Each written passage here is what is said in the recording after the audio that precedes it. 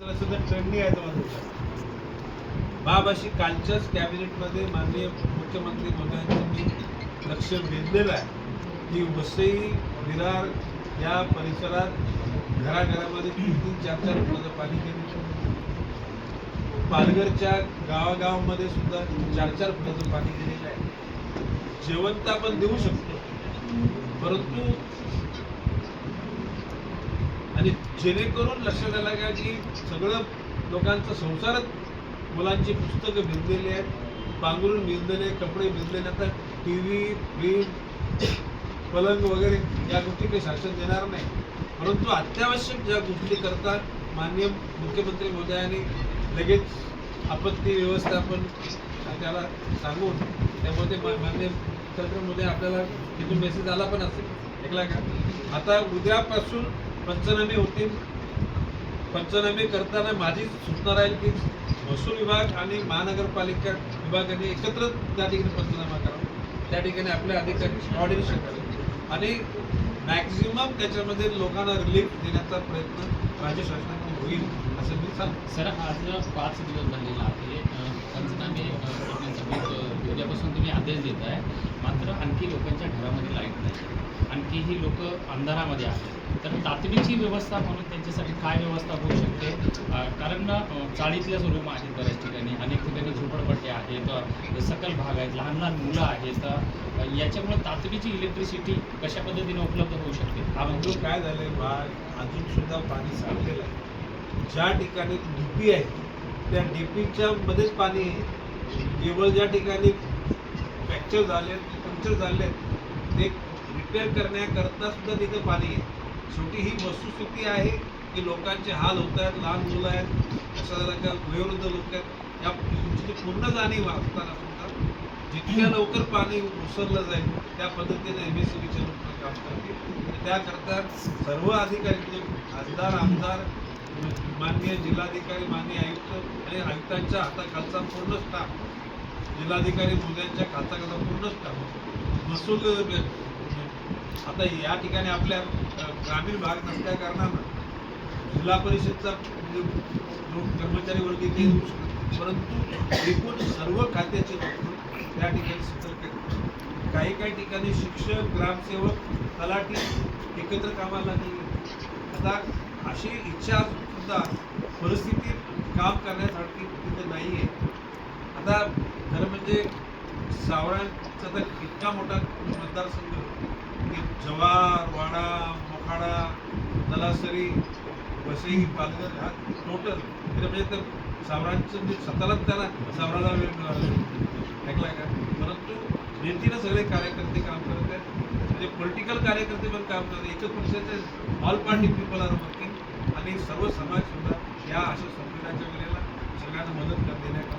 आता सर, आपण सुरुवातीला म्हटल्याप्रमाणे त्यांना तातडीची मदत कशी होणार का? पंचनामे झाल्याच्या नंतरच मदत मिळणार? नाही, प्रश्न असा आहे की ज्यांची घरदारे आधी भरलेली पाण्याने त्यांची व्यवस्था कॅम्पमध्ये केलेली आहे, जेवण खावण चालू आहे. आता ज्यांची घरं उसरलेली आहेत, आता मी मगाशी म्हटल्याप्रमाणे कोणाचा TV वगैरे इकडे सरकार देण्याच्या भाषण करणार नाही, इन्शुरन्स क्लेम करायला लागेल, परंतु ज्या अत्यावश्यक ज्या गरजेच्या गोष्टी आहेत त्या सरकारकडून निश्चितपणे दिल्या आहेत. सर, आपण सुरुवाती म्हटल्याप्रमाणे की हे सर्व मानवनिर्मित असल्याचं आपण सुरुवातीलाच बोलले.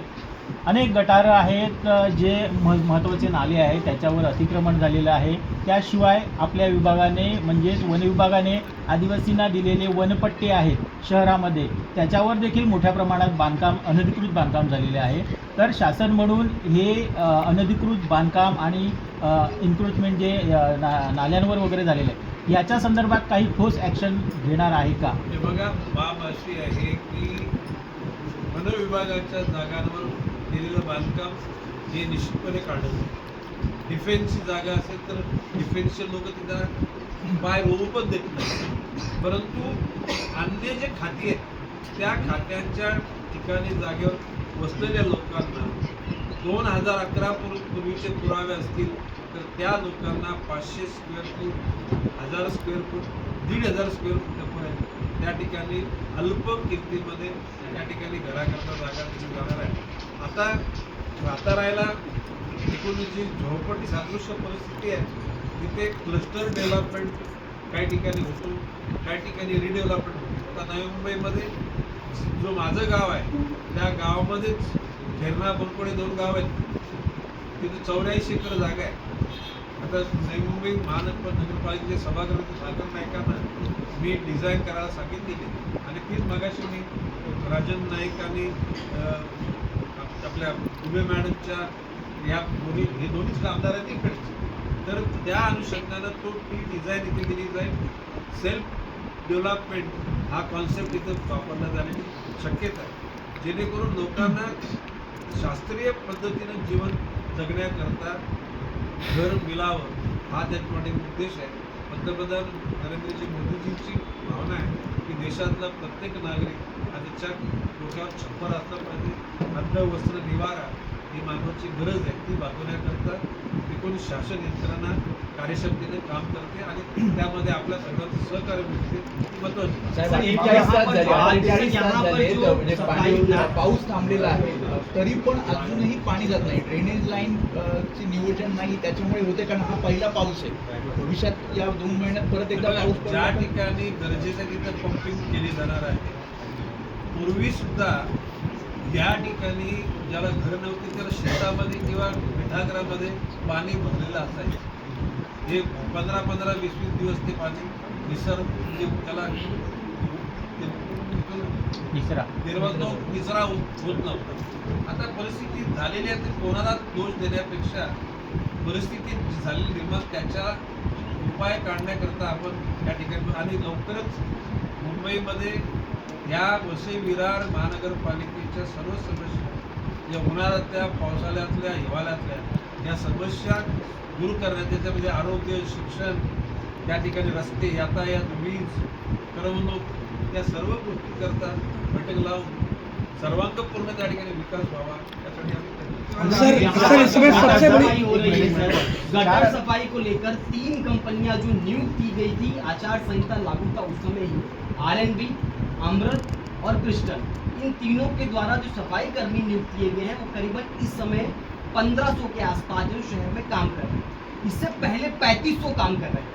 आज भी शहर में पानी निकलने के बावजूद कई सारी इमारतों में गटर का पानी, कचरा पड़ा है और गंदगी में लोग रहने के लिए आज कहीं ना कहीं स्थिति परिस्थिति है। क्या आपको लगता नहीं है कि जो नए नाले सफाई या गटर सफाई का जो कॉन्ट्रैक्ट दिया गया जिनको, वो जिम्मेदारी से काम नहीं कर रहे हैं, चाहे क्रिस्टल हो, आरएनबी हो, अमृत हो, क्या इन पर बड़ी कार्रवाई नहीं होनी चाहिए? देखिए, आपने जिन कंपनी का नाम लिया उन्होंने उनको जो जिम्मेदारी दी है वो यदि सही ढंग से नहीं की होगी तो उस पर कार्रवाई को जरूर। सर, इसी सवाल से जुड़ा हुआ एक सवाल है। 3500 से 1500 कर्मचारी आना। हालांकि जैसा शहर बढ़ता है तो लोग यानी कर्मचारियों की संख्या बढ़ती है। यहाँ पे 3600 से 1500 कैसा हो गया, ये भी एक उसकी जांच करने की जरूरत है। इतना 3500 से 1500 तो 1500 में से 2000 लापता हो गए, तो वो क्यों कम हो गए, उसका भी कारण मीमांसा ढूंढी जाएगी और जो उचित काम नहीं करता है उसको कम से उसको हटाया जाए। सर, इसी सवाल